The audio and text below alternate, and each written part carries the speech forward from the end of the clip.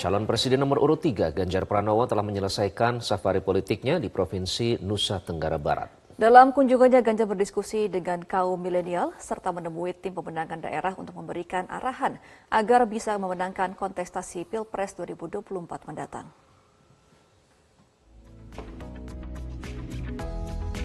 Restoran Dapur Sasak di Kota Mataram, Nusa Tenggara Barat dipadati anak-anak muda milenial dan Gen Z untuk bertemu dengan calon presiden nomor urut 3 Ganjar Pranowo. Para remaja ini pun berusaha untuk mengabadikan momen bersama Ganjar Pranowo. Dalam kesempatan ini, Ganjar bercengkrama bersama kaum milenial dan Gen Z untuk mendengar curhatan dan aspirasi mereka. Salah satu pemuda yang juga penyandang disabilitas mencurahkan kekhawatirannya akan masa depan kalangan difabel, mulai dari hak pendidikan hingga peluang kerja. Semua mahasiswa atau kaum disabilitas seberuntung itu, Pak. Kadang-kadang mereka mau bersekolah nggak ada uang atau orang tua kurang mendukung karena malu punya anak disabilitas. Ganjar pun kemudian berbicara mengenai kesetaraan hak pendidikan bagi kalangan disabilitas yang kini masih belum dirasakan secara merata. Maka tadi soal inklusivitas sekolahan, terus tindakan afirmasi perlu dilakukan. Sementara yang lain sama rata-rata soal lapangan pekerjaan. Apakah kami nanti bisa mendapatkan lapangan pekerjaan baik? Ini PR-PR yang saya kira kita mesti merumuskan.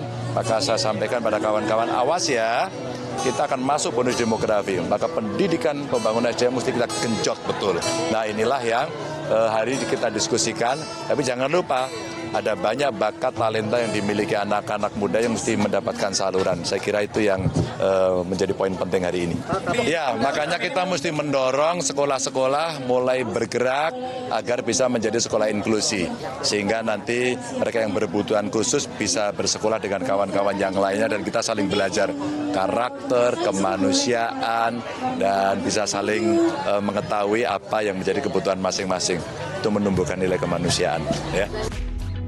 Setelah mengunjungi Mataram, Ganjar menemui relawan dan tim pemenangan daerah dalam lawatannya ke Kota Bima, Nusa Tenggara Barat.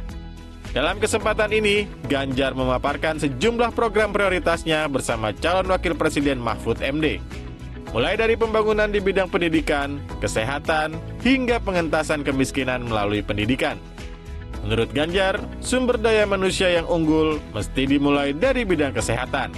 Selain itu, Ganjar juga menilai pentingnya pendidikan sebagai jembatan untuk mengentaskan kemiskinan. Akses pendidikan yang mampu menjembatani peserta didik mendapatkan pekerjaan. Harus tepat sasaran, titik. Program inilah yang kemudian kita akan jaga. Tapi, kalau di keluarga itu ada anak usia sekolah dan putus sekolah, hukumnya wajib dia untuk sekolah. Kita omongkan saja. Kalau kemudian dia bisa sekolah dengan baik, harapan saya sampai sarjana. Kalau satu keluarga miskin, ada satu sarjana yang kita siapkan dan dibiayai oleh negara semuanya, maka insya Allah inilah yang akan mengentaskan kemiskinan keluarganya. Selain menemui relawan dan tim pemenangan daerah, Ganjar juga mengunjungi ex-Istana Kesultanan Bima atau Museum Asimbojo di Kabupaten Bima, Nusa Tenggara Barat. Ganjar meninjau kamar yang pernah digunakan Presiden pertama RI Soekarno atau Bung Karno saat berkunjung ke Bima pada tahun 1933 dan 1950. Selain itu, Ganjar ditemani wakil tim pemenangan Ganjar, Tuan Guru Bajang Zainul Majdi, menengok berbagai benda pusaka peninggalan kerajaan seperti mahkota kerajaan hingga keris. Kunjungannya ke Istana Bima merupakan salah satu rangkaian kegiatan kampanye Ganjar di Indonesia bagian timur. Dalam kampanye politiknya, Ganjar sudah menyerap aspirasi dari warga, tokoh agama, tokoh adat, mahasiswa, hingga kalangan generasi muda. Ganjar menyebut curhatan hati masyarakat yang disampaikan kepadanya akan menjadi pondasi utama dalam menentukan program dan arah kebijakan pemerintah ke depan.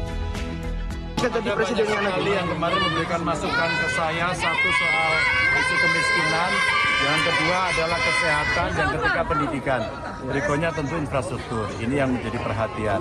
Tapi di dalamnya juga ada perhatian terhadap isu soal perempuan penyandang disabilitas. Ini perlu mendapatkan perhatian agar ada kesetaraan. Dan tentu saja kami berkunjung mulai dari ke timur dan melihat potensi-potensi daerah. Rasa-rasanya inilah prioritas yang mesti kita perhatikan bersama.